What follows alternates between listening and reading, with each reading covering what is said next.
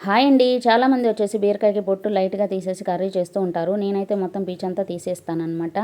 ఇలా కట్ చేసి పెట్టుకుంటాను. మా లక్కీ చూసారా నాకు హ్యాండ్ జ్యువెలరీ అంట కోన్‌తో గీసింది. వద్దన్న పిచ్చి పిచ్చిగా గీసి పెట్టింది. ఈ ఈ పీచుతో కూడా చాలామంది పచ్చడి చేస్తూ ఉంటారు. నేను కూడా ఒకసారి ట్రై చేశాననమాట. ఎంత ట్రై చేసినా కానీ పొడి పొడిగానే వచ్చేది. నాకేమంత టేస్ట్ అనిపించలేదు. బీరకాయ చూసారా ఎంత లేతగా ఉందో. ఈ లేత పీసెస్ అయితే నేను లక్కీ అయితే కట్ చేసేటప్పుడు కూడా పచ్చియి తినేస్తాం అనమాట. ఒకసారి ఏమైందంటే నేను బీరకాయలన్నీ కట్ చేసి పెట్టుకున్నాను. 1, 2 టేస్ట్ చూసాను బాగుందనుకున్నాను. కానీ కర్రీ చేసేసరికల్లా కర్రీ సూపర్ ఉంది చూడటానికి. తింటేనేమో చాలా చేదుగుందనమాట. నాకు అప్పుడే తెలిసింది బీరకాయలు కూడా చేదుగా ఉంటాయని. నేనైతే చాలా సింపుల్‌గా ఇలా కర్రీ చేస్తున్నాననమాట.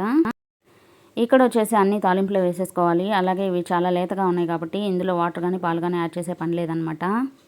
వచ్చేసి నేను లాస్ట్‌లో కొంచెమంత కొరియాండర్ పౌడర్, అలాగే కొంచెమంత కొబ్బరి కారము, కొత్తిమీర యాడ్ చేశాననమాట. కర్రీ అయితే రెడీ అయింది. Bye bye.